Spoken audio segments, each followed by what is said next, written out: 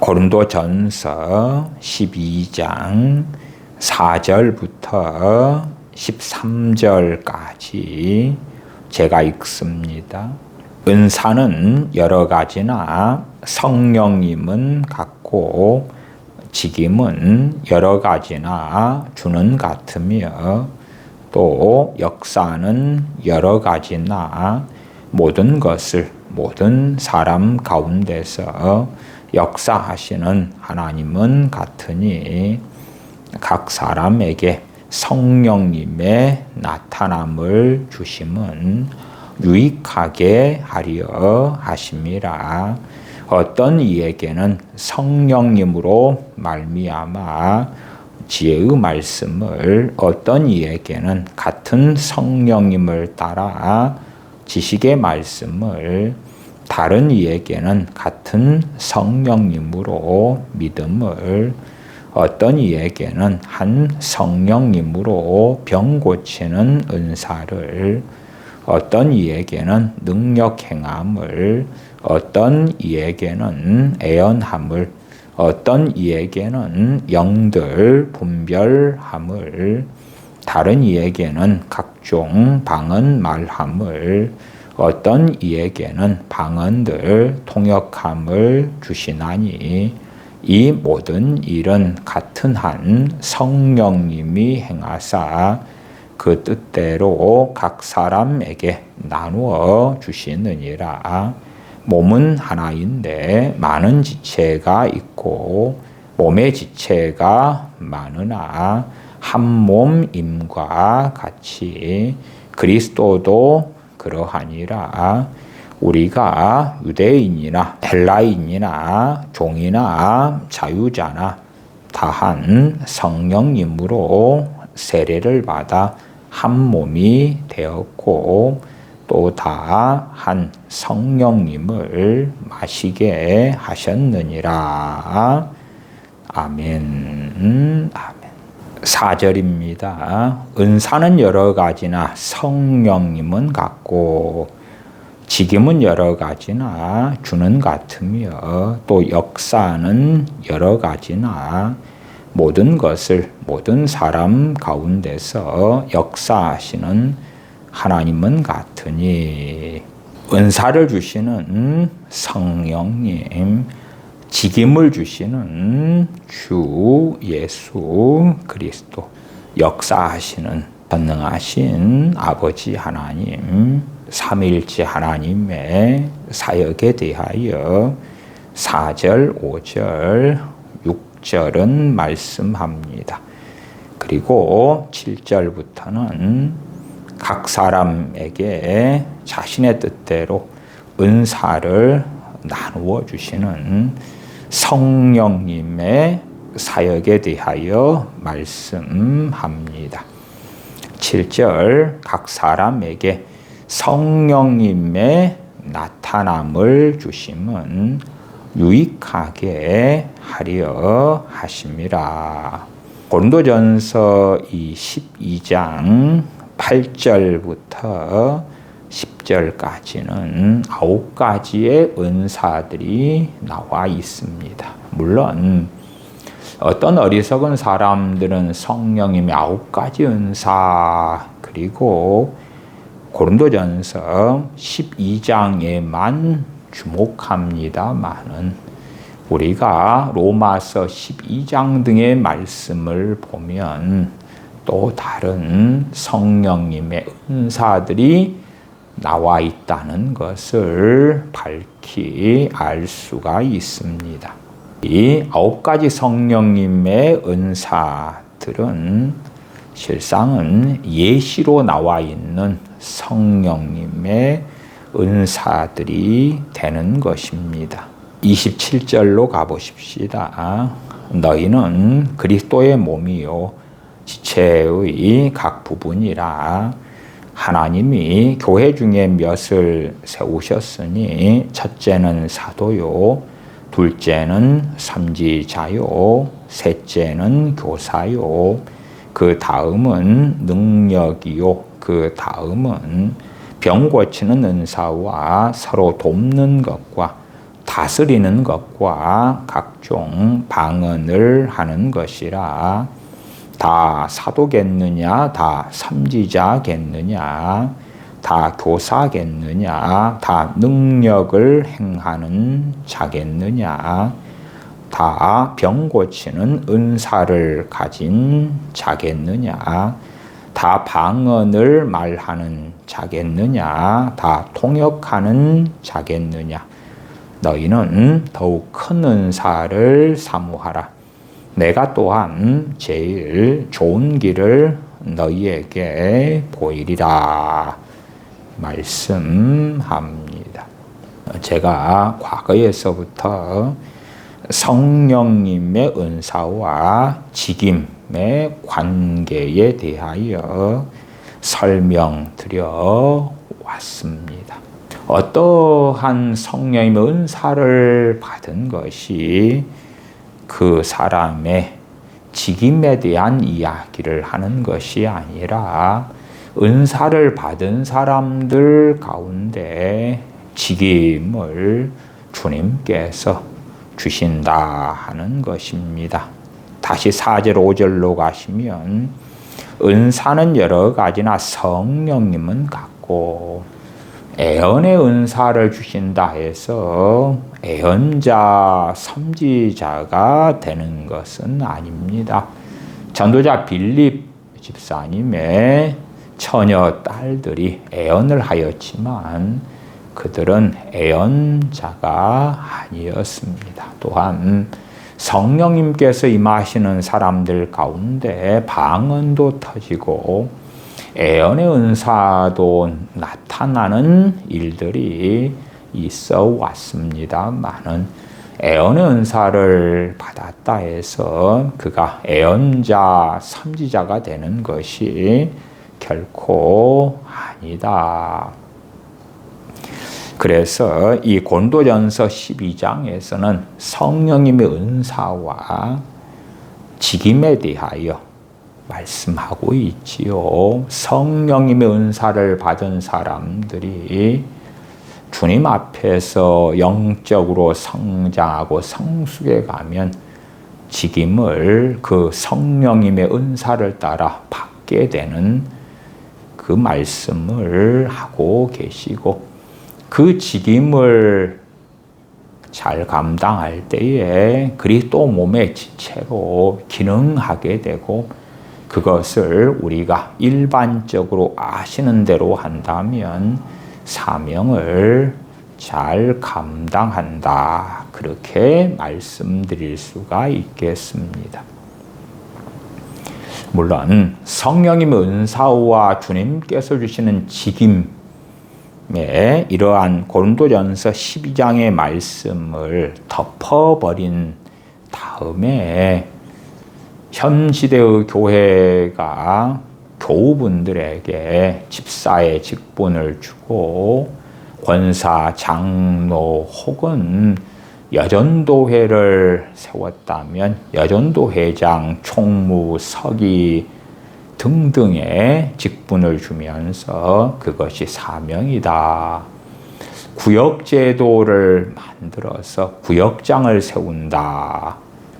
그러한 사람들에게 당신의 사명이다.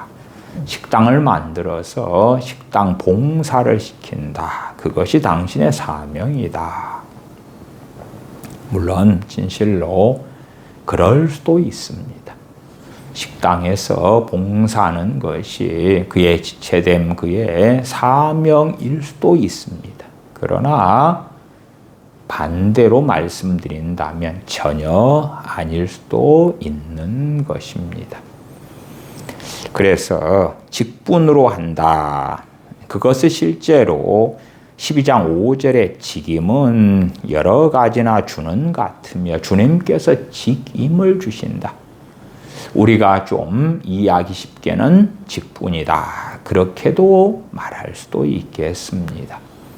그래서 교회에서나 목회자가 어떠한 직분을 주는 것과 실제로 주님께서 직분, 직임을 주시는 것이 관련될 수도 있습니다만은 전혀 다를 수도 있다 하는 것입니다. 제가 1995년에 성령 충만을 받으면서 가르치는 은사도 받았습니다. 그런데 제가 교회에서 섬길 때에 교회 담임 목사님은 제게 성가대에서 찬양을 하라 요청했습니다. 저는 교회 담임 목사님께 저도 과거의 중고등부 시절부터 성가대를 청년 언제까지 했습니다마는 성가대에서 찬양하는 것하고 저하고는 맞지가 않습니다. 또 특별히 제가 1993년에는 아이들을 섬기는 은사를 받았어요. 그 아이들은 유치원 아이들 같은 초등학교 들어가기 전의 아이들. 그런 아이들을 섬기는 은사도 1993년에 받았고 가르치는 은사도 1995년에 받았고 그래서 제가 어느 교회에서 신앙생활 할 때 당시에 1997년 이럴 때였습니다. 제가 목사님께 저는 가르치는 쪽에 일을 할 수 있도록 초등학교나 중고등부 아이들을 섬기는 그런 자리를 제게 맡겨주시면 제가 잘 감당해 보도록 하겠습니다. 저는 많은 교회 생활을 할 때에 초등학교, 중학교, 고등학교 아이들을 교회 학교, 중고등부 등에서 섬기는 일들을 계속 이어서 해왔었습니다. 저도 몇 년을 성가대를 했었는데 제 기억상에는 한 4, 5년 정도는 성가대원으로 섰던 것 같습니다. 주로 베이스를 맡아서 했고 때로는 테너가 부족할 때는 테너도 간혹 하기도 했습니다만은 저 자신의 음악적인 달란트나 재능이나 이런 것과 성가대에서 찬양하는 것과는 정말 거리가 멀어서 교회 목사님의 요청에 따라서 고등학생 때부터 성가대를 해왔습니다만은 그 4, 5년 동안에는 큰 고통의 시간들이 되기도 했습니다. 저하고 맞지 않으니까요. 성령님께서 은사를 주셨다. 그렇게 가정해 보십시다. 예제로 든다면은 어떠한 아이가 공 차는데 재능이 있어요. 축구에 재능이 있어요. 그래서 초등학생 때에 공 차는 연습과 훈련을 받습니다. 중학생이나 고등학생도 학교에서 축구부가 있어서 거기에서 시합도 하고 훈련도 합니다. 그러나 본격적으로 축구 선수가 되는 것, 축구 선수가 직업이 되는 것, 국가대표 축구 선수가 되는 것, 혹은 어느 지역의 축구 선수가 되는 것, 프로 구단의 축구 선수가 되는 것, 축구가 그 사람의 직업이 되는 것. 그것을 가리켜서 직임 혹은 직분을 받는다. 그렇게 말씀드릴 수가 있겠습니다. 경찰대에 어떤 학생이 다니고 있다. 그러나 경찰대에 다닌다 해서 경찰이 아니지요. 경찰대를 나온 다음에 그가 진짜로 이제 경찰이 되어서 복무하는 것. 그러나 경찰대에 다니는 것을 저는 은사로 비유한다면 경찰대에 나와서 경찰이 되어서 살아가는 것을 지킵니다. 그렇게 말씀드리겠어요. 우리가 고린도전서 12장을 통하여 알아야 될 것들은 굉장히 많습니다. 종교개혁자들 같은 경우는 성령님의 이 은사들에 대하여 한시적으로 이해하는 경향이 있었고 심지어는 오랜 세월 동안 나아가 현 시대의 70%, 80% 되는 목회자들도 성령님의 은사들은 성경이 완성되기 전까지의 유효한 것이다. 그런 식의 해석을 해왔습니다. 종교개혁자 존 칼빈 목사님도 마찬가지고요. 그렇기 때문에 성령론, 성령님의 사역에 있어서는 종교개혁자들의 성경 해석에 오류가 참 많다. 그렇게는 제가 반복적으로 말씀드려 왔습니다. 성령님의 은사, 그리고 그 은사에서 더 진보해서 직임을 주님께 받는 것. 돕는 은사를 받은 사람들 가운데 돕는 사명, 돕는 직분을 주님께서 주시는 것. 치유의 은사를 받은 사람들 가운데 치유 사역자로 주님께서 세우시는 것. 애언 은사를 받은 사람들 가운데서 주님께서 애언자로 세우시는 것. 현 시대 대부분의 목회자들이 주장하고 해석하는 것처럼 성령님의 은사가 한시적이다면 주님께서 주시는 직임도 동시 한시적인 것이 되고 끝난 것이 되고야 마는 것입니다. 왜 이 성령님의 은사가 한시적으로 끝났다 그러면 은사에서 직임이 되는 것이죠. 은사에서 직임으로 발전해 가는 것입니다. 내가 그림에 재능이 있어서 그림을 배우고 그리고 하다가 그 가운데 소수만 화가가 되지요. 음악을 줄게 하는 사람들이 많습니다. 음악에 재능 가진 사람도 많고요. 그 가운데 그 재능을 갈고 닦아가지고 소수만 음악가가 되는 것이지요. 성령님의 은사가 한시적이면 주님 주시는 직임도 한시적이고 그 직임을 통하여 역사하시는 하나님의 역사도 한시적이고, 그래서 소위 성경이 완성되면서 은사가 그쳤다는 것은 주님의 지체됨도 끝났다는 이야기고 지체됨을 통하여 하나님의 역사도 끝났다는 이야기가 되고야 말지요.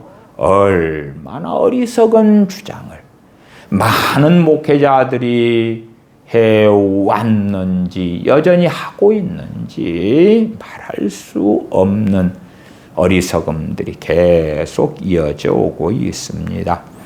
고린도전서 12장 8절, 9절, 10절 9가지 성령님의 은사들은 전체 은사 목록이 아니라 예시적인 목록이고요. 그래서 12장 28절을 보시면 직임들이 나와 있어요. 직임들. 그 가운데 셋째는 교사요. 그러면 교사의 직임을 받을 때에 선행되는 것이 무엇입니까? 가르치는 은사입니다. 가르치는 은사요. 가르치는 일에 대해서는 로마서 12장도 나와 있습니다. 체됨 가운데 직임으로서는 세 번째가 교사다. 교사다 말씀하고 있어요. 저는 1995년에 가르치는 은사를 제가 1차로 받았음에 알아요. 한국 교회적으로는 목사님, 전도사님 그렇게 되지만 목사님이든 전도사님이든 주의 종 가운데 부르심 받은 사람 가운데 어떤 사람은 목양의 은사를 받아서 목사님이나 전도사님을 하시는 분도 있고, 저같이 목양의 은사 쪽보다도 가르치는 은사를 받아가지고 하나님께서 목사로 부르신 경우도 있더라. 그래서 오중사역적으로 한다면 저 같은 경우는 사도, 선지자, 복음 전하는 자, 목사와 교사 가운데 저는 실상은 교사에 속하는 사람입니다. 그러나 교사 그러면 많은 사람들이 생각하기를 교회학교 교사, 교회학교, 초등학교 교사, 중고등부 교사 그런 정도만 이해하고야 말지요. 저는 한국교회나 전 세계 교회의 본질적인 문제 가운데 하나가 교사의 부족과 부재다. 그런 말씀은 과거에도 몇 번 드린 바가 있습니다. 심지어는 교사로 부르심 받지 않은 사람들이 교사 자리에 서는 것입니다. 교사로 부르심 받지 않은 사람들이 신학교 교수가 되고, 교사로 부르심 받지 않은 사람들이 교리를 만드는 것입니다. 교리를 체계화하는 것입니다. 조용기 목사님 같은 분이 삼박자 축복, 삼박자 축복 그런 걸 만들어냈는데, 그리고 그것을 계속하여 전파했는데, 조용기 목사님은 전도자로 부르심 받았고, 목사로 부르심 받았고, 치유 사역자로 부르심 받았습니다. 그건 명확한데 그는 교사가 아니에요. 실제로 교회사의 역사들을 살펴볼 때에 교사로 부르심 받지 않은 사람들이 자기 마음대로 성경 해석을 해가지고 교리들을 세워왔을 때에 얼마나 많은 미혹과 심지어 이단과 사이비들이 많이 생겼는지 모릅니다. 가르치는 은사를 받은 사람이 가르치는 데 있어서 성령님의 인도하심과 역사하심을 받고 그 길을 충실하게 걸어갈 때에 그들 가운데 어떤 이들을 교사로 주님께서 직임을 주시더라. 28절 하반을 보시면 그 다음은 능력이요, 그 다음은 병 고치는 은사와 서로 돕는 것과 서로 돕는 것, 돕는 은사, 거기에서 서로 돕는 것, 그러면 돕는 직임, 돕는 직분, 돕는 은사를 받은 사람들 가운데서 어느 때에 주님께서 직임을 주시지요. 고린도전서 12장은 은사를 예제로 9가지 들고 그러면서 지체됨. 지체는 내가 손이냐, 눈이냐, 입이냐, 팔이냐, 발이냐 등등등을 이야기하는 것이지요. 우리 예수님 믿는 사람이 지체인데 현재 내가 부르심 받은 지체로서 기능을 할 수 있는가? 갓 태어난 어린 아이들의 지체는 어떻습니까? 갓 태어난 아이들의 손과 다리는 제대로 기능합니까? 시간이 흘러가면서 어느 때가 될 때에 어린 아이가 서서 걷기 시작하죠. 그렇게 아이의 각 지체들이 정상 기능을 점점점 해가는 것처럼 우리는 주님께서 머리 되시고 각 지체들이다 그 말이에요. 그러나 우리가 지체로서 사명을 감당하려면 먼저 성령 세례, 성령 충만을 받으면서 성령님의 은사들을 받아야 한다는 것입니다. 저 같은 경우는 1987년에 주님을 영접합니다. 그리고 몇 달 뒤에 87년 7월 31일 날 밤에 저는 성령 세례, 성령 충만을 받게 되었습니다. 그때 제가 성령 충만을 받은 다음에는 전도를 시작했고 기도를 하루에 몇 시간씩 하게 되었고 저는 학교 갔다 온 다음에 교육관에 가서 잠을 자고 새벽 기도에 참여하고 성령 세례, 성령 충만을 받았기 때문에 그 뜨거움, 그 열심이 생기게 되었던 것입니다. 아는 집집마다 다니면서 전도하고 또한 제 동네, 아랫동네가 무당 골목이 있었어요. 집집마다 무당인 골목이 있었는데 무당집들에 다니면서도 전도하고 또한 죄에 대하여 주님을 믿은 상태에서는 거의 민감하지 않아요. 그러나 성령 세례와 성령 충만을 받은 다음에는 죄에 대하여 민감하게 되었습니다. 죄를 짓고 나면 성령님께서 제 양심에 강하게 책망하시고 찌르시는 것을 경험하였습니다. 그 전에는 잘못을 범하였으면 그에 대하여 눈을 감아버리거나 제대로 느끼지 않고 심지어는 내 자존심이 있기 때문에 내가 타인에게 잘못을 빌어야 하는 상황에서도 대강 덮고 넘어갔었다 그 말이에요. 그러나 성령 세례, 성령 충만을 받은 다음에는 내가 어떤 타인에게 잘못을 했으면 그걸 빌지 않으면 안 되도록 성령님께서 저를 코너로 몰아가시기 때문에 항복하고 사죄해야 하는 일들이 있게 되었습니다. 제가 제일 처음 받은 성령 세례와 성령 충만은 1987년 7월 31일입니다. 그리고 명확하게 기억나는 성령 충만을 받은 사건은 1995년입니다. 1995년에 제가 받은 첫 번째 놀라운 은사가 설교의 은사였습니다. 당시에 대학교 4학년 때였는데 설교 은사를 받아서 하루에도 몇 번씩 설교를 하게 되었습니다. 학생들과 모여서 함께 기도하고 제가 말씀을 전하고 말씀을 가르치고 당시에 설교 은사, 그 다음에 가르치는 은사, 그 다음에 상담의 은사.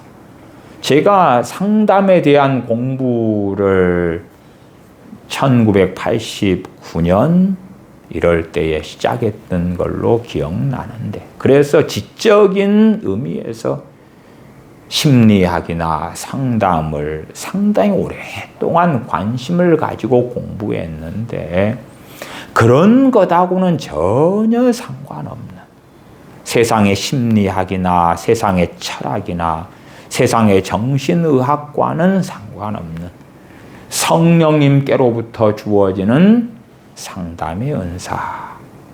그것을 성경에서는 권위하는 일이다.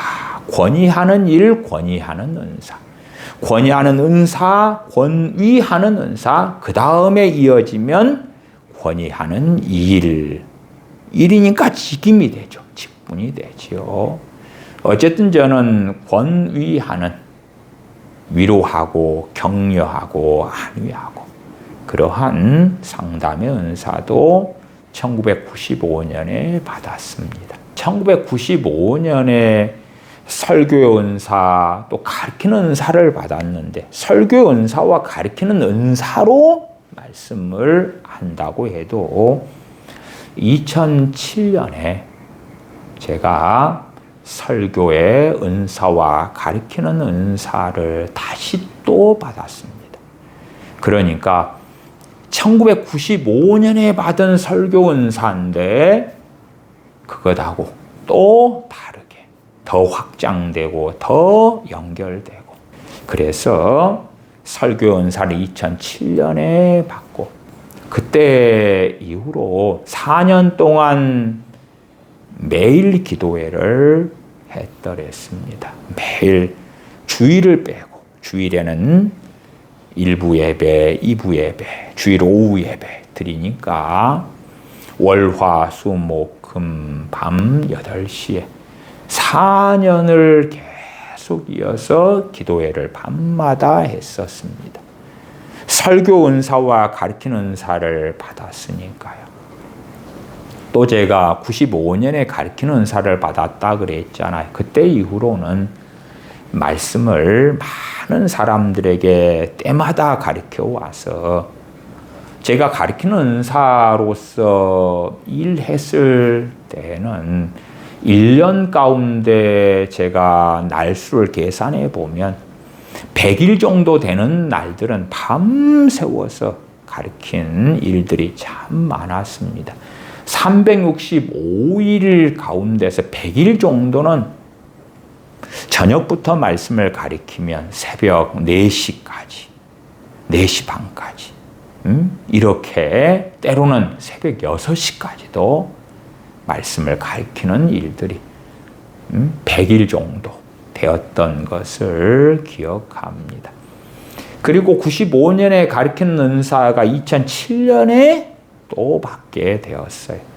설교 은사도 95년에 2007년에 또 설교 은사를 받게 되었고요.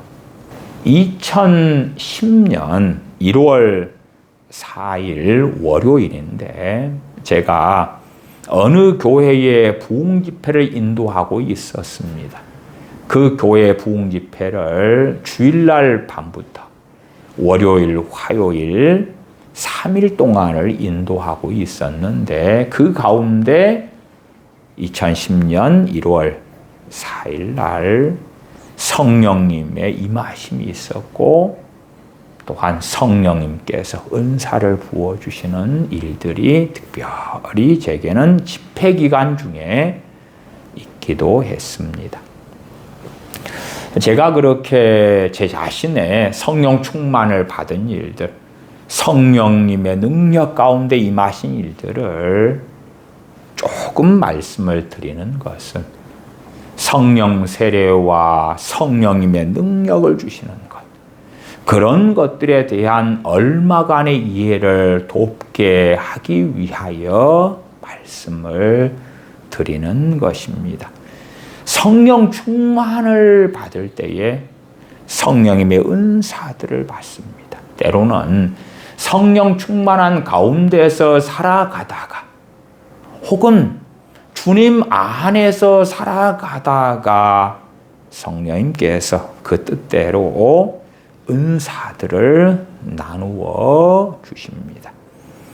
12장 11절로 가시면 이 모든 일은 같은 한 성령님이 행하사 그 뜻대로 각 사람에게 나누어 주시느니라. 성령님께서 그 뜻대로 나누어 주시는 것입니다. 어떨 때는 내가 어떤 일에 순종하고 행하지만 그 부분에 은사가 없어요. 그러기 때문에 힘겹고 어렵지요. 그럼에 감당케 하기 위하여 성령님께서 은사를 주시더라.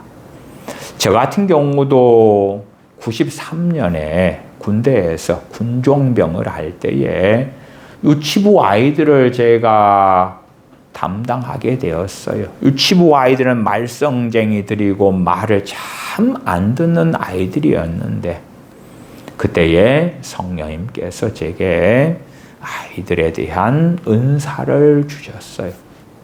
그래서 그 유치부 아이들이 참 문제가 많아서 유치부를 담당하던 여집사님 2분이 힘들어서 동시에 그만두셨는데 그 일을 제가 담당할 때에 아이들이 얼마나 말을 잘 듣고 착했는지 몰라요.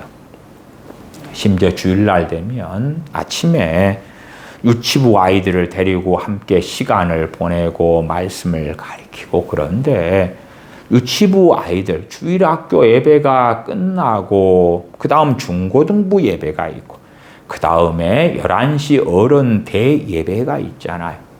근데 유치부 아이들의 예배가 끝나도 그 어린 아이들 4살, 5살, 6살, 7살 되는 아이들이 엄마 아빠를 따라서 집으로 안 가요. 안 가고 하루 종일 당시에는 주일 밤 예배였는데 주일 밤까지 제 곁에 있어요. 아이들이. 그러니까 부모들 입장에서도 참 당황스러운 것이죠. 아이들이 떠나질 않아요. 떠나질 않아. 그것이 성령님의 은사 때문에 가능한 것인 줄을 저는 알아요. 그래서 부모들이 아이들을 유치부 예배 마친 다음에 데려가는 걸 결국은 포기하시고 주일 밤 예배 오셔가지고 자신의 아이들과 만나고 그리고 주일 밤 예배 마치고 데려가시는 그렇게 사시는 일들도 여러 가정들에 있었어요. 성령님께서 그 뜻대로 은사를 나누어 주시는 거예요. 은사와 직임에 대한 말씀은 과거에서도 오래전부터 드려왔고, 그리고 성령 충만을 받을 때에 은사들을 주신다. 저는 1987년에 성령 세례, 성령 충만을 받을 때에는 받은 은사는 방언 은사 하나밖에 없었습니다. 물론 제가 그 사이에 성령 은사를 받았다 할 때에 그때에 동시에 주님으로부터 직임을 받았다, 그렇게는 말씀드릴 수 없다고 생각해요. 또 제가 설교 은사를 받아서 95년부터 본격적으로 설교를 시작했습니다만은 저는 아직 당시에 신학교도 나오지 않았고 어떠한 교회적인 전도사 등의 직분을 받은 때도 아니었습니다. 청년들의 말씀을 가리키는 자의 위치에 서게 되었지만, 그리고 비공식적으로 말씀을 가리키고 설교하고 함께 모이 예배를 드리고 그렇게 하게 되었습니다만은, 그러나 그것은 일부의 사람들에게 미치는 영향력이었을 뿐이지요.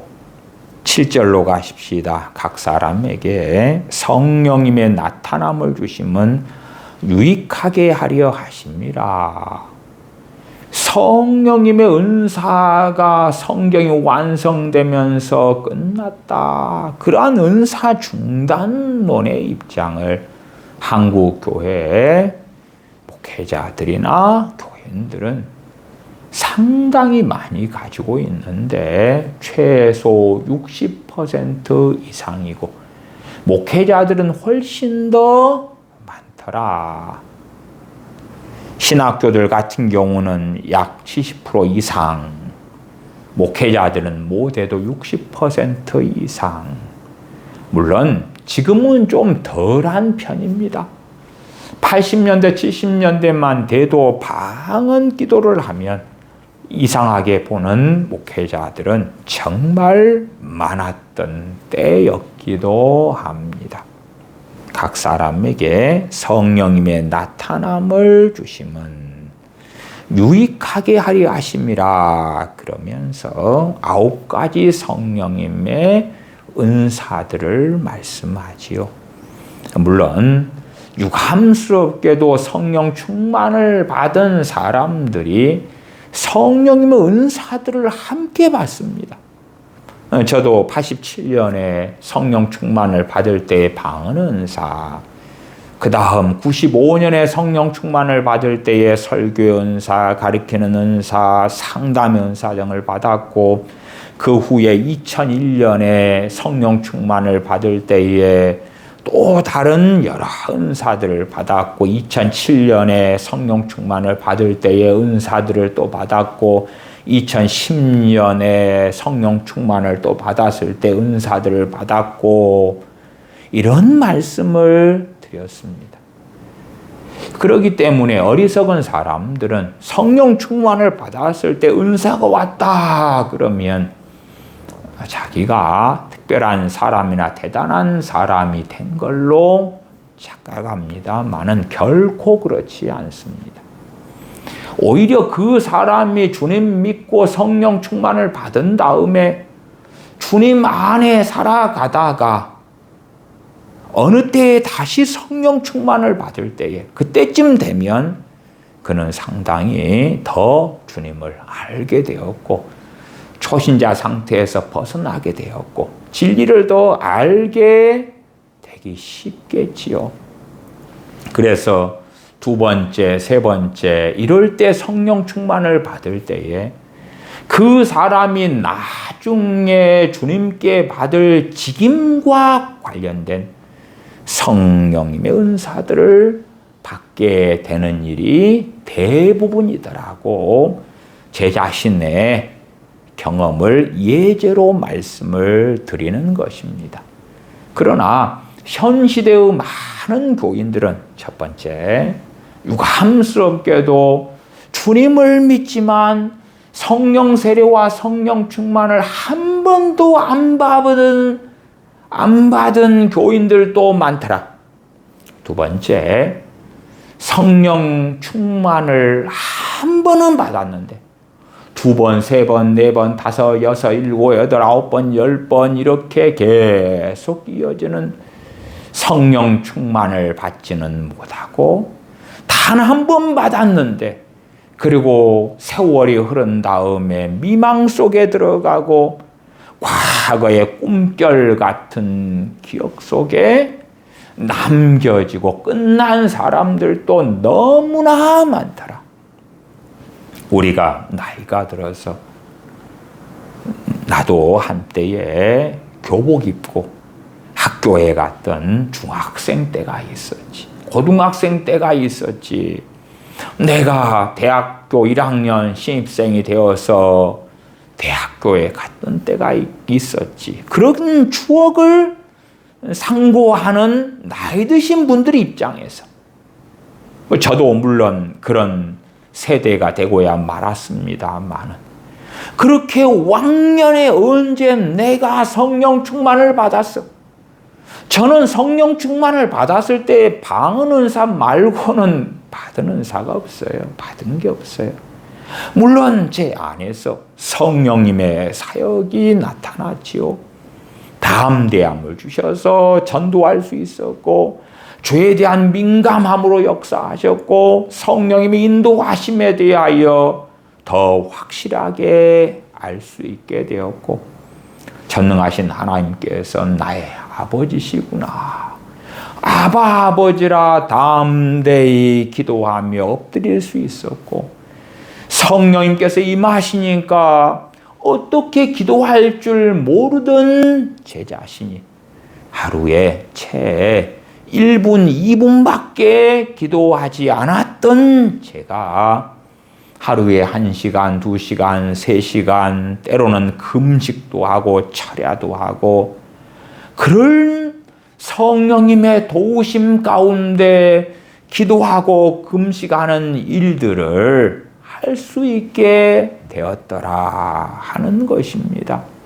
물론 성령 충만을 잃어버리고 까먹어 버리면서는 기도는 많이 하지만 생명이 잃어가니까 점점점 형식적인 기도로 바뀌어가기도 했고 생명이 사라져 가니까 기도하는 시간도 줄어들고 진실로 하나님을 사랑해서 하나님을 가까이 하는 기도가 아니라 단지 기도 제목들의 반복적인 나열에 불과한 그 어리석은 기도 생활로 가는 제 자신을 저는 제 신앙 생활 가운데 반복적으로 보아왔습니다. 성령 충만을 한 번이 아니라 2번, 3번, 4번, 5번 그렇게 받아가면서 본격적으로 그 사람에게 주님께서 주시는 직임과 관련된 성령님의 은사들이 임하더라.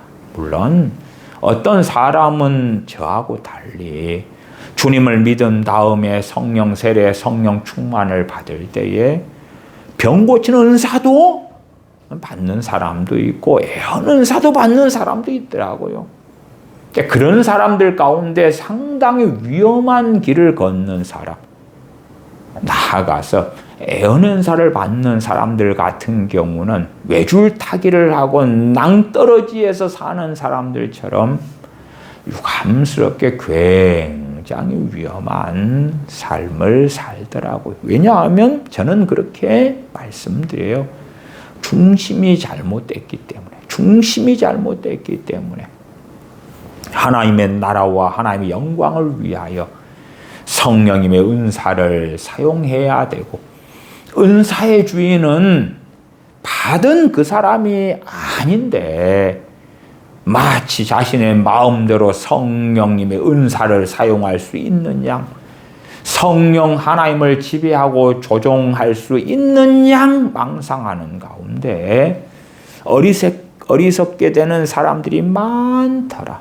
특별히는 애언의 은사에 대하여 제대로 목회자들이나 교회에서 말씀을 가지고 가르침 받지 않기 때문에, 나아가 애언의 은사 좀 받으면 스스로가 이미 선지자가 된 양 하는 급격한 교만 가운데 스스로 함정을 파서 유익을 얻게 되는 것이 아니라 구렁텅이에 빠지는 일들도 참 많이 보았습니다. 성령님의 은사들에 대한 설명은 생략하겠습니다. 12장 12절로 가십시다. 몸은 하나인데 많은 지체가 있고 몸의 지체가 많으나 한 몸임과 같이 그리스도도 그러하니라. 우리가 유대인이나 헬라인이나 종이나 자유자나 다 한 성령님으로 세례를 받아 한 몸이 되었고 또 다 한 성령님을 마시게 하셨느니라. 명백하게 다 한 성령님으로 세례를 받아, 이 성령 세례를 가리켜 말씀하는 것은 고린도전서 12장에서 성령님의 은사, 성령님의 나타남, 또한 지체됨과 하나로 연결시켜서 말씀하고 있는 것이에요. 다한 성령님으로 세례받았다 하는 부분에서 종교개혁자들은 중생이다, 예수님 영접할 때에 이 성령 세례를 받는다고 잘못 해석하고 말았어요. 여전히 그렇게 성경 해석하는 이들이 대다수가 되었습니다. 그러나 다한 성령님으로 세례를 받아 한 몸이 되었고 또 다한 성령님을 마시게 하셨느니라는 성령님의 나타남이 있는 것, 위로부터 능력을 입히게 되는 것, 성령님의 나타남이 있기 때문에 성령님께서 유익하게 하려고 은사들을 주시는 것과 불가분리의 관계에 있는 것이에요. 성령님의 세례, 성령 세례와 성령 충만이 임할 때에 각 사람들은 성령님의 은사도 같이 나타납니다. 물론 성령 충만을 받고 받을 때에 이제 본격적으로 그를 하나님께서 쓰시고자 하시는 직임과 관련된 성령님의 은사들이 임하더라 하는 체험적인 말씀은 제가 드렸습니다. 그러면 성령 충만을 2번, 3번, 4번 받지 않은 사람들은 어떻습니까? 그 사람은 갓난아이가 태어난 후에 팔다리가 제대로 기능하지 못하는 것처럼 지체됨 가운데 자신의 사명을 아직 발견하지도 못하고 제대로 기능하지도 못하는 크리스천으로 살고야 마는 것이지요. 그런 이들은 목회자들이 자, 당신의 사명은 성가대원입니다. 당신은 식당 봉사입니다. 차량 운전하세요. 안내위원 하세요. 초신자 접대하세요. 노방 전도지를 나누는 일을 하세요. 그런 것들이 사명인 양 쉽게 속아 넘어가고 그 가운데 살다가 주님 앞에 설 때에는 부끄러움을 당할 수밖에 없을 것입니다. 오늘은 이 성령 충만의 예시로서 2가지를 말씀드리려고 그럽니다. 첫째는 원산 부흥에 대한 이야기와 김익두 목사님에 대한 이야기를 하려고 합니다. 원산 부흥 운동, 제가 자료들을 좀 읽어가겠습니다. 이 자료들은 여러분이 쉽게 구글 같은 데 검색하시면 발견할 수 있는 널리 알려진 자료들입니다. 원산 부흥 운동은 좁은 의미로 1903년 원산에서 남감리회 선교사 로버트 하디가 인도한 사경회와 부흥회를 지칭하지만 넓은 의미로는 1903년 하디 부흥회 이후 1907년 평양 대부흥운동이 일어나기 전까지 지속된 한국교회의 부흥운동을 지칭한다. 물론 한국교회는 아니지요. 구한말 교회 아니면 대한제국시대의 교회 그렇게 말해야 좀 더 정확할 것 같아요. 이 원산 부흥운동을 통해서 일어난 결과 중에 하나가 새벽기도 운동, 그 다음에 통성기도, 그것들이 일어났고 원산 부흥운동의 영향력 가운데서 1907년 평양 대부흥운동이 일어나는 계기가 되었다. 그래서 넓게 잡으면 원산 부흥운동은 1903년부터 평양 대부흥운동 전인 1906년까지도 볼 수가 있어요. 내용을 들어가면 원산 부흥운동은 1903년 원산에서 일어난 부흥회와 그에 따른 한국교회의 영적 각성운동이다. 대한제국이죠. 한국의 선교 부진이 성령님의 인도와 능력을 따르지 않았음을 깨달은 선교사 하디가 한국인 회중 앞에서 자신의 교만과 실수를 공개적으로 자복하였다. 로버트 하디 선교사님은 캐나다 남감리회 의료 선교사로 한반도에 파송되었습니다. 하디 선교사님의 생애를 좀 말씀을 드리면 1865년 캐나다 온타리오 주에서 출생했고 교단은 캐나다 감리교, 학력은 의료 선교사로 파송되기 전에 의학 교육을 받았습니다. 한반도 땅에 입국했을 때가 1890년입니다. 그렇기 때문에 나이로는 25살 정도 되었을 때에 한반도 땅에 입국합니다. 캐나다 감리교 의료 선교사로 조선에 입국한 것이지요. 사역지가 함경남도 원산이 중심이 됩니다. 초기에 하디 선교사님은 의료 선교와 전도 활동을 병행을 했습니다. 그러나 수년간 뚜렷한 신앙의 열매를 보지를 못했습니다. 1890년 그 가난한 조선 땅에 와서 의료로 조선인들을 섬기고 복음을 증거하면서 살았는데 열매가 없는 거예요. 1890년 후반까지 선교의 외형적 성과가 미미하였고 더군다나 조선인들의 냉담함과 문화적 차이 속에서 내적 낙심과 영적 침체를 경험하였다고 선교 보고에 적었습니다.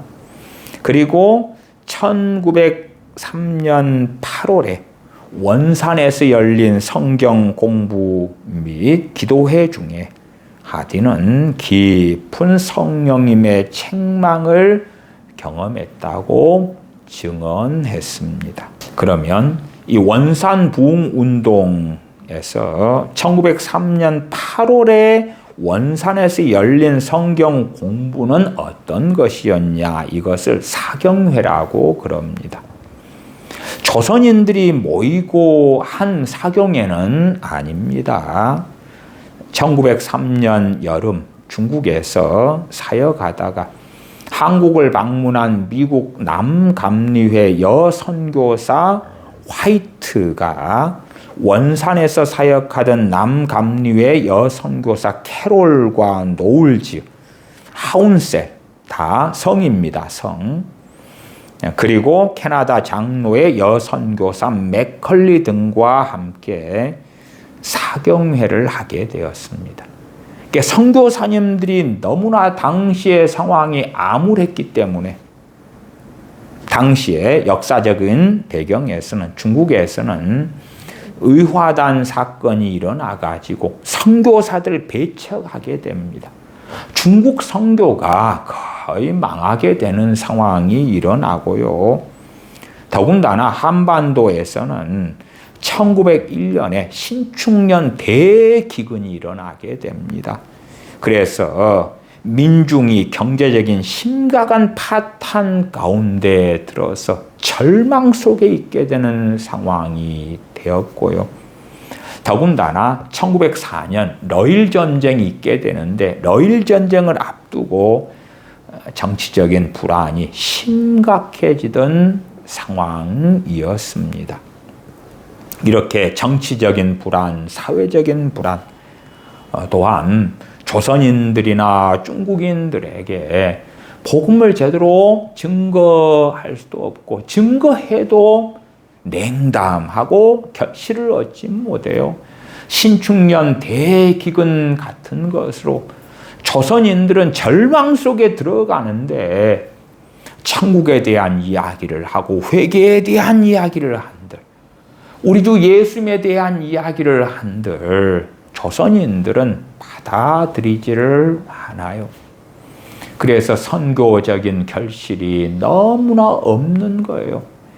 그렇기 때문에 감리교 선교사님들이 모여가지고 성경 공부, 사경회지요. 기도회도 하는데 로버트 하디 선교사님께 인도해 달라고 요청하게 됩니다. 하디 선교사님이 조선 땅에 입국한 다음에 13년째 벌어진 일이에요. 하디 선교사님이 이 사경회를 인도하던 중에 그가 성령 충만을 받게 됩니다. 하디 선교사님이 그 전에 성령 충만을 받았는지 그렇지 않은지는 확인되지 않습니다. 그러나 하디 선교사님이 1903년 8월 사경회 도중에 성령 충만을 받게 되고 나아가서 함께 사경회에 참여하던 감리회 선교사님들이 성령 충만을 동일하게 받게 되는 것은 잘 기록되어 있습니다. 하디 선교사님이 받은 성령 충만과 함께 성경 공부, 기도회, 사경회에 참여한 선교사님들이 받은 성령 충만. 이 1903년 8월의 사경회는 선교사님들 몇 명만 모여서 한 것입니다. 그 다음에 본격적으로 하디 선교사님이 주일날 강단에 서서 조선인들을 대상으로 설교할 때에 그때부터 놀라운 성령님의 역사하심이 나타났던 것입니다.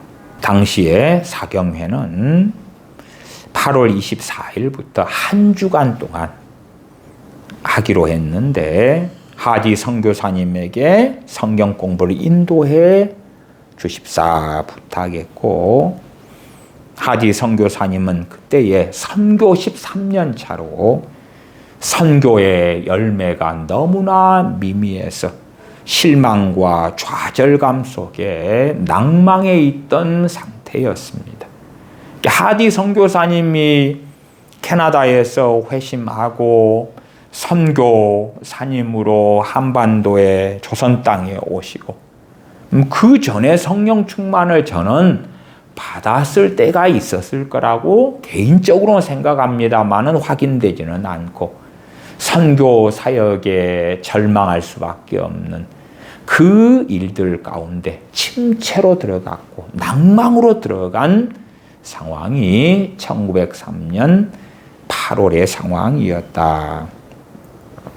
사경회를 인도하는 중에 하디 선교사님은 선교 실패와 선교 부진의 원인을 그 전까지는 조선인들의 냉담함, 사회 상황에 너무 암담함, 또한 정치적인 암울함, 그런 데 있는 것이 아니라 자신이 성령님의 인도하심과 성령님의 능력을 받지 않음 때문이라는 것을 깨닫고 회개하게 됩니다. 그때에 하디 선교사님은 성령 충만을 받았고 믿음의 확신이 생겼다고 보고됩니다.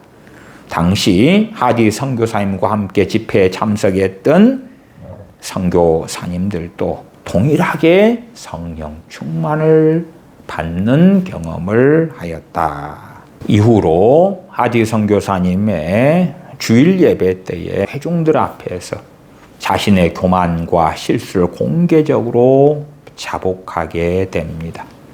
그것이 회개의 모델이 되어서 조선 교인들의 공개적인 회개와 자백을 이끌어내게 되었다고 합니다.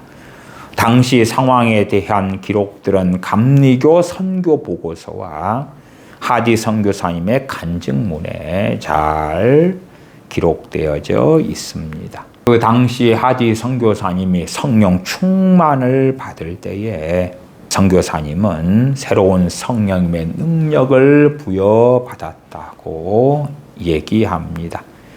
하디 선교사님의 체험은 첫째는 성령 충만을 받으면서 죄에 대한 깊은 자각이 일어났다고 합니다.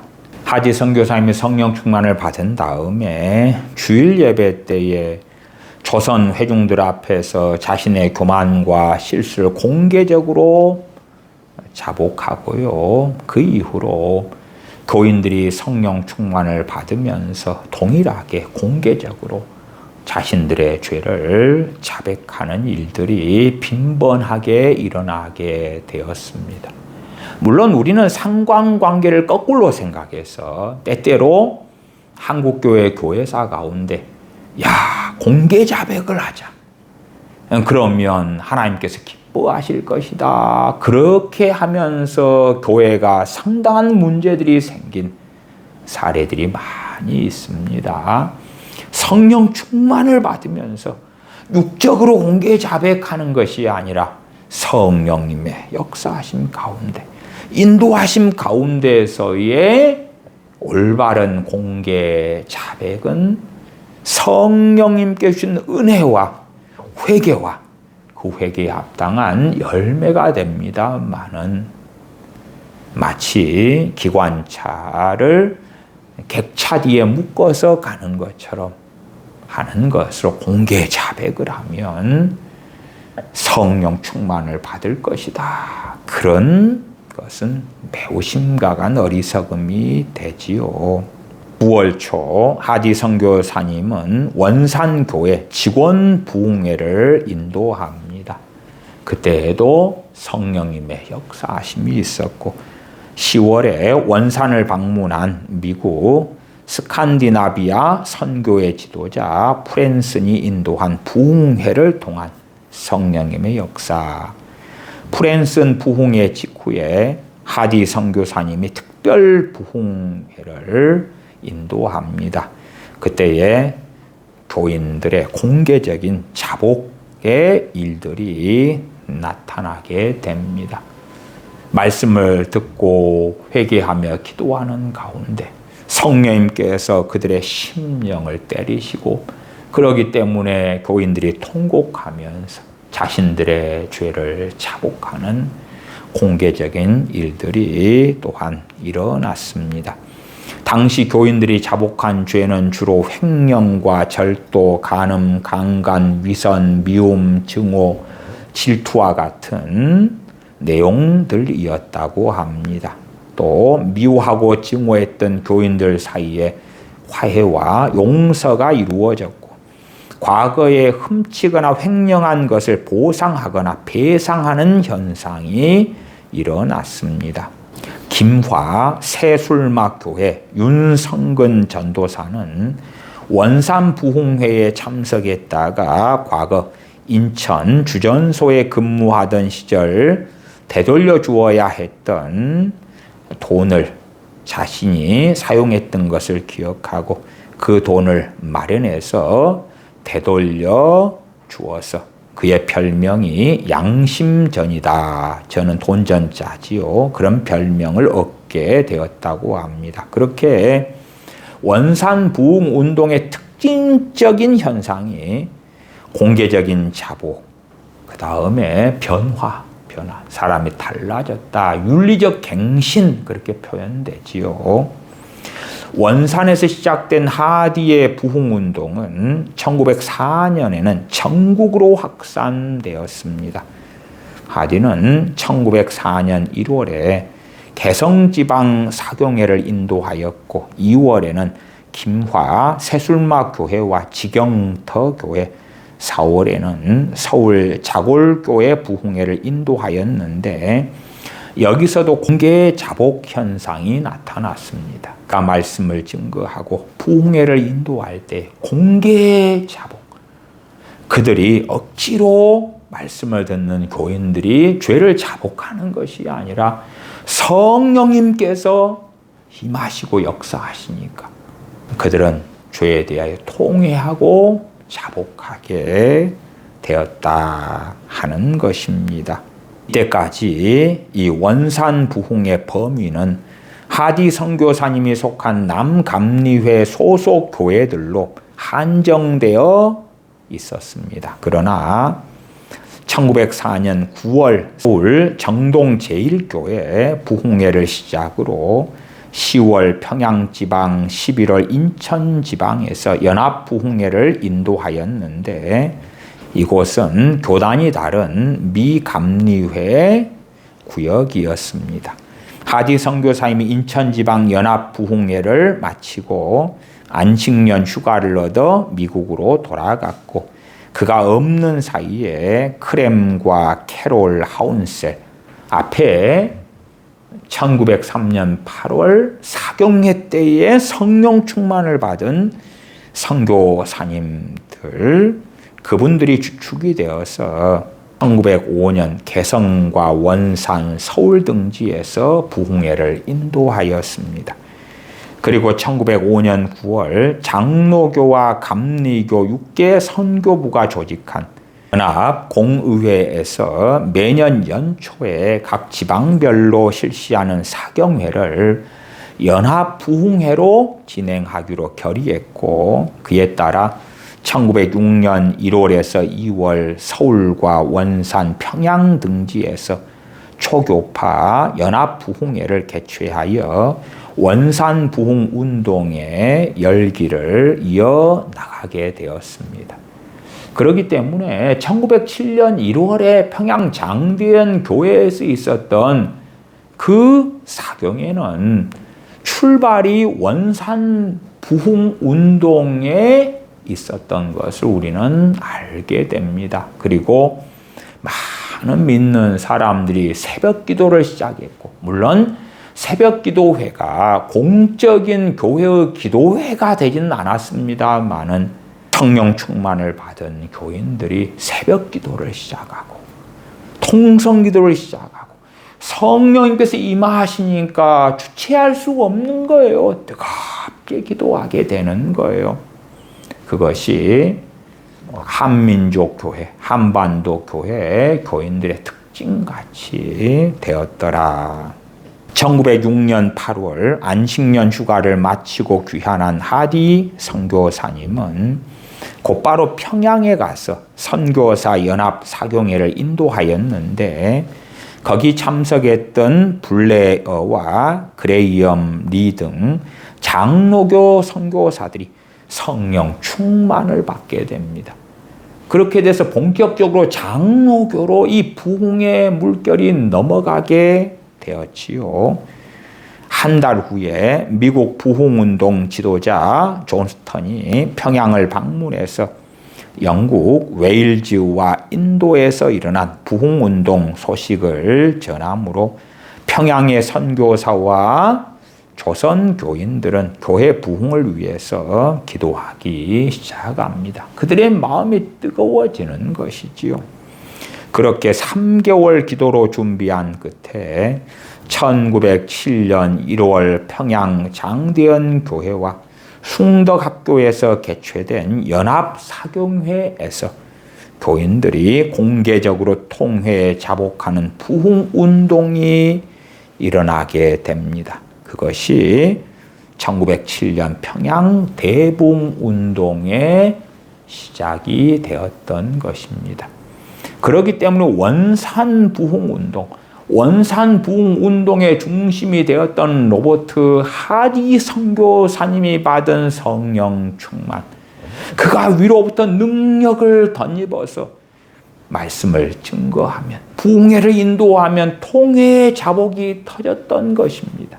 그렇게 성령님의 능력을 하디 선교사님이 입었고, 그와 제일 먼저 1903년 8월에 사경회에 참여했던 선교사님들이 성령 충만을 받았고, 그러면 그들이 함께하여 부흥회를 인도하고 말씀을 증거하고, 그래서 부흥회와 사경회가 한반도 교회들에 있었고, 사경회와 부흥회들을 통하여 성령 충만을 받는 가운데 하디 선교사님이 받은 성령님의 능력, 기름 부음의 핵심은 통회 자복이 일어나는 거예요. 통회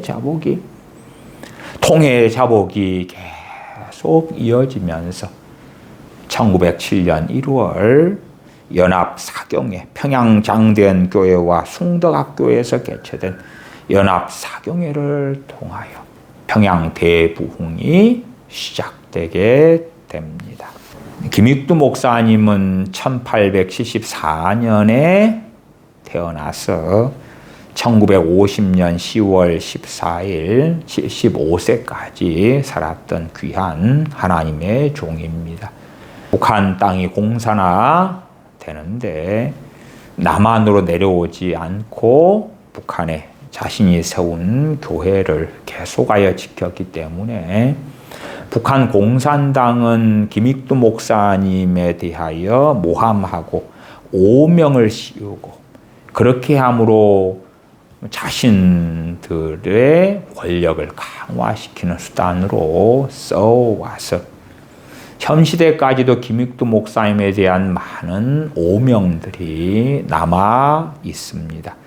북한 공산당은 1946년 11월에 어용 기독교 단체인 조선기독교 연맹을 만들고 강제로 총회장에 김익두 목사님이 임명해서 공산당 협조를 김익두 누명을 했다는 오명을 씌우는 등의 정말 악랄한 일을 김익두 목사님에게 누명을 씌웠었습니다.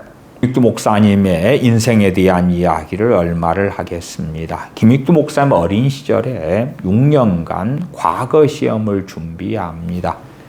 그러나 낙방을 하고 그 가운데 그렇게 사랑했던 아버지께서 돌아가시고, 그래서 삶의 허무함 가운데 낭망하다가 상업을 하게 되는데 가장 믿었던 친구에게 사기를 당한 다음에 술독에 빠져서 점점점 포악해졌습니다. 그런 가운데 1900년 또 어느 날 26살 때죠. 만으로요. 장터에서 복음을 전하던 여 선교사님과 마주하게 되어서 전도지 한 장을 받게 됩니다. 그 전도지에 적힌 베드로전서 1장 24절과 25절을 읽고 세세토록이라는 단어가 영원을 말하는 것인가에 대한 의문을 품고 여러 날을 성경 말씀에 붙들려 다른 것을 전혀 할 수 없게 되는 지경에 이르게 됩니다. 김익두 목사님이 전도지를 통하여 읽은 베드로전서 1장 24절 25절 제가 읽어드립니다. 그러므로 모든 육체는 풀과 같고 그 모든 영광이 풀의 꽃과 같으니 풀은 마르고 꽃은 떨어지되 오직 주의 말씀은 세세토록 있도다 영원토록 있도다 하였으니 너희에게 전한 복음이 곧 이 말씀이니라. 이 세세토록 삶의 허무함 속에 살던 술독에 빠져 살고 포악함 가운데 살다가 정말 이 성경 구절이 영원을 이야기하는가? 인생의 허무함으로 끝나는 게 아니고 영원한 삶이 있는가? 고심하면서 성경을 여러 날을 성경 말씀에 붙들려 살게 됩니다. 그리고 주변 사람의 권유에 따라서 황해도 안악지역의 안악교회에 처음으로 가게 됩니다. 정말 저 기독교에서 전하는 저 복음이 무엇인가? 이 성경이 무슨 의미인가? 알려고 찾아가게 됩니다. 당시 안악교회에서 설교하던 스왈런 선교사님의 설교를 듣고 강단 앞에서 눈물을 흘리며 예수님을 영접하게 됩니다.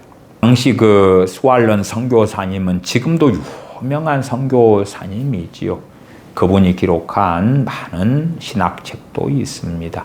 한국 이름은 소알련 선교사님으로 알려져 있고, 그래서 소알련 이런 이름으로 지금도 책들이 있습니다. 스왈런 선교사님이 당시 했던 설교 제목이 영생입니다.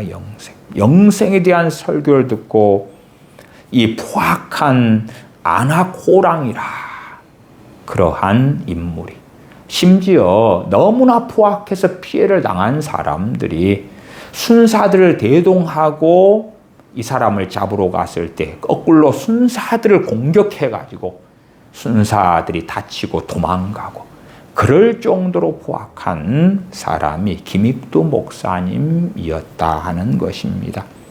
그가 스왈런 선교사님의 영생이라는 설교를 듣고 죄를 깊이 있게 깨닫고 자각하게 됩니다. 그가 간증하기를 나는 지옥 갈 죄인임을 깨달았습니다. 얼마나 자기가 악한 지옥에 갈 죄인인가 하는 걸 깨닫고 통에 자복하게 됩니다. 그렇기 때문에 일반적으로 우리가 복음을 듣고 주님을 믿는다, 영접한다 할 때에 10명에 하나? 아니, 수십 명에 하나? 그 정도에서만 벌어지는 일. 저는 그러한 상황을 예수님을 믿음과 거의 동시적으로 성령 충만을 함께 받기도 하는 일이지 않은가, 그렇게도 생각을 합니다. 정말 드물게 고넬료의 집에서 베드로 사도가 말씀을 증거했을 때에 듣는 자들은 중생과 더불어 성령 세례, 성령 충만을 함께 받았는데, 이렇게 깊이 있게 죄에 대해서 자각하고 통회하며 눈물을 흘리고 나아가서 그는 공개적으로 사람들 앞에 나아가서 자복하고 회개하게 됩니다. 그리고 놀라운 것은 그가 그때 이후로 삶이 아예 180도 달라졌다는 사실이에요. 삶이 급격하게 변해버렸어요. 실상은 대부분의 믿는 사람들은 성령 세례, 성령 충만을 받을 때에서야 비로소 새 마음, 새 영의 삶을 살기 시작합니다. 그 일이 주님을 영접했을 때에, 주님을 설교를 들으면서 믿었을 때에, 그 당일에 이 김익두 목사님은 주님을 믿는 것과 동시에, 그리고 교회를 떠나면서 바로 회개에 합당한 열매가 맺혀졌습니다. 그렇기 때문에 저는 중생과 더불어 성령 충만을 김익두 목사님이 받았을 거라 추측하는 입장입니다. 그 해가 1900년이고요. 그리고 그가 세례는 1901년 1월에 받는데 자신의 어머니에게 전도하고 자신의 아내에게 전도하고, 그래서 어머니와 자신의 부인과 자기가 동시에 1901년에 신앙을 고백하고 수알론 선교사님, 소알련 선교사님에게 세례를 받습니다. 그의 변화, 그가 주님 앞에서 살아가는 삶이 너무나 놀라웠기 때문에 수알련 선교사님, 소알련 선교사님은 김익두 목사님에게 전도사로 임명하여 교회를 개척하고 복음을 증거하게 합니다. 그때부터 김익두 이분은 전도사가 되어서 주님을 믿은 지 얼마 안 돼서 1900년에 주님을 믿고 1901년 1월에 세례받고 곧 수알련 선교사님 요청으로 재령에서 복음을 증거하면서 재령교회를 세우게 됩니다. 그리고 이어서 신천에서 복음을 증거하고 신천교회를 세웁니다. 1950년 10월 14일 새벽기도 때에 공산당에 의하여 총살당해 죽습니다. 어디서 그러냐 그러면 자신이 세운 신천교회에서 그렇습니다. 이 신천교회를 세운 다음에 김익두 목사님은 부흥사로 전국을 다니고 심지어 일본도 가고 시베리아도 가고 그러면서 복음을 증거하고 부흥회를 인도하고 살았습니다. 많은 끝까지 신천교회를 떠나지 않고 신천교회에서 새벽기도 하다가 공산당에게 총에 맞아 죽습니다. 당시에 대한민국 국군이 유엔군과 함께 38선을 넘어서 진격하고 김익두 목사님과 교인들은 대한민국 국군의 입성을 환영하는 그것을 광고하다가 죽었다, 죽임당했다 그렇게 알려집니다. 북한군들이 김익두 목사님을 죽이려고 할 때에 옆에 교인들이 저지해서 그 저지하던 교인 5명과 함께 총살당해 죽습니다.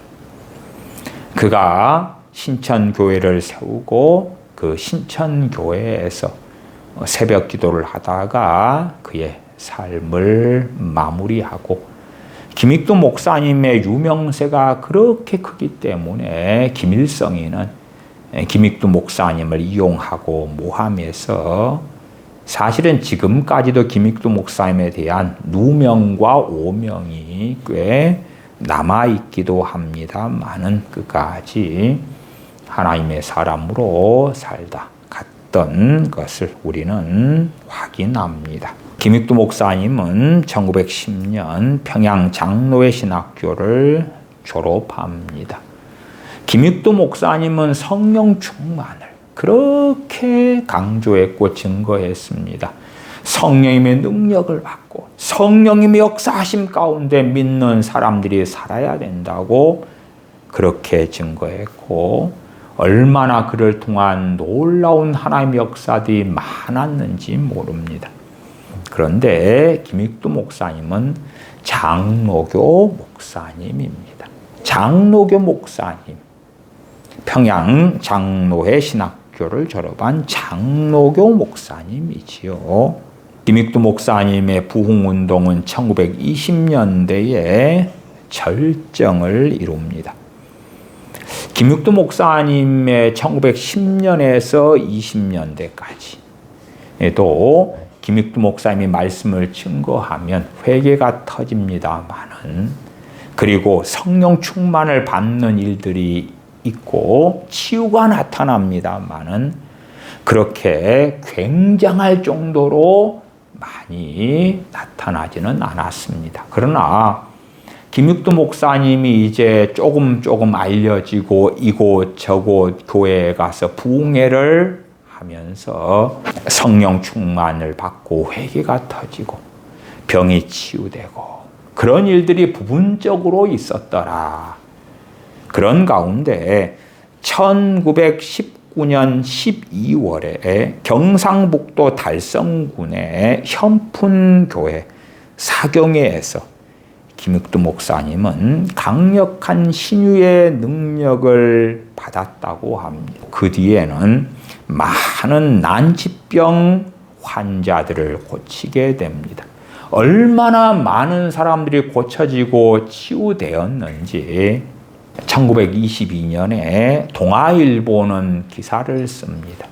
물론 동아일보가 1922년에 김익두 목사님에 대하여 쓴 기사는 김익두 목사님을 사기꾼으로 매도하는 기사였지요.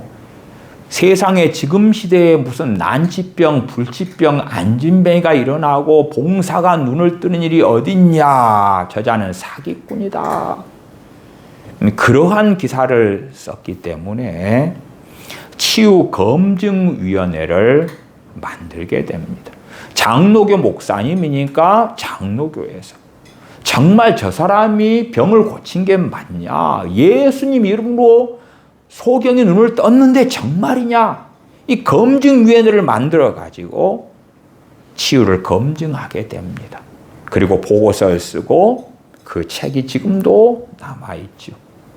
그런데 김익두 목사님을 통하여 일어난 놀라운 치유는 사실로 다 밝혀지죠.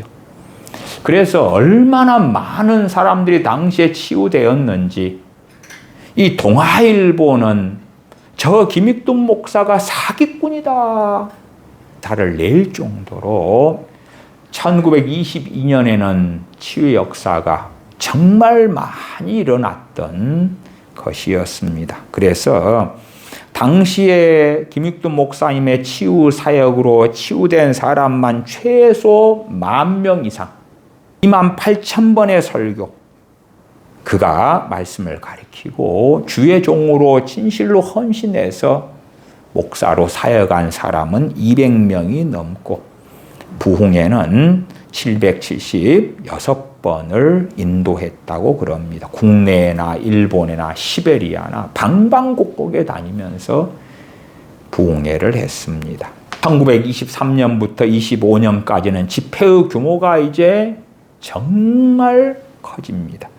그리고 성령의 능력의 현상이 반복적으로 확산되어서 나타났다고 기록됩니다. 1925년 이후에는 전국적인 명성을 갖게 되고요. 치유가 나타나고 회개가 나타나고 통해 자복이 일어나고 그런 현상들이 많이 기록이 되어져 있습니다. 그래서 김익두 목사님의 그 유명세를 김일성이가 사용해서 북한 사람들을 현혹시키기를 그렇게 원하였던 것이지요.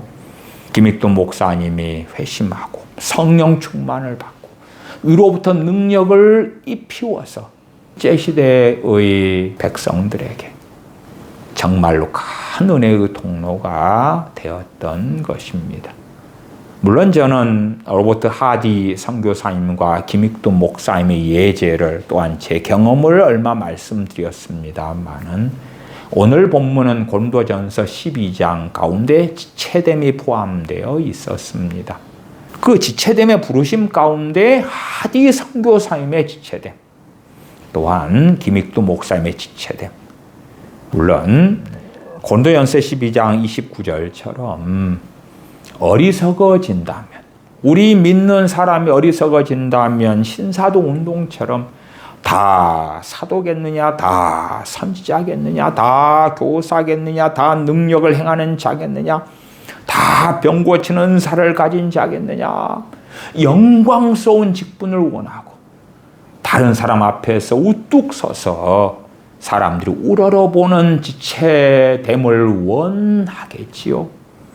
신사도 운동에 나는 사도다, 나는 선지자다, 나를 따르라. 그러한 미혹 속에 무수히 많은 사람이 든 것처럼 또한 역사적으로도 많은 사람들이 하나님께 부르심받지 않았으면서도 목사가 되는 길을 스스로 선택하고 주의 종의 길을 선택하는 일들은 다반사로 있어 왔습니다. 저도 교회의 어떤 분들이 과거의 시대 한참 80년대, 90년대 한국교회 부흥기 때에 자신이 주의 종이 안 되어서 자식들을 강제로 신학교에 보내고 주의 종으로 강제로 하나님께 부르심을 받지 않았는데도 만드는 많은 참담한 일들도 보았습니다.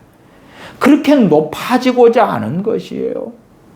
저는 성령님께서 임하시고 성령님으로 능력을 받고, 그래서 다 하디 선교사님 같이 쓰임받고 김익둔 목사님처럼 쓰임받고 그런 이야기를 하는 것이 아닙니다. 성령 충만을 받을 때에 지체됨 가운데 하나님을 영화롭게 할 수 있다. 주님 주시는 사명을 감당할 수 있다. 진실로 그리스도인답게 살아갈 수 있다고 말씀드리는 것입니다. 기도하겠습니다. 아버지 하나님, 저희들이 어리석어지면 성령님의 나타남을 받지 않아도 괜찮아, 성령 충만을 받지 않아도 괜찮은 양 착각하며 살아갑니다. 그러나 성령님의 임하심, 성령님의 부으심, 성령 충만이 없다면 저희가 진실로 그리스도의 지체로서 사명을 감당하지 못한다는 것을 압니다. 그렇기 때문에 성령 충만을 받고 또한 다시 엎드려 성령 충만을 받고 받는 가운데 우리의 부족한 힘과 능력과 재능이 아니라 성령님께서 믿는 자 안에서 역사하시는 능력 주시는 그 사역 가운데서 아버지와 아들을 영화롭게 하는 삶을 사는 저희가 되게 하여 주시옵소서. 우리 주 예수님의 이름으로 기도하옵나이다. 아멘.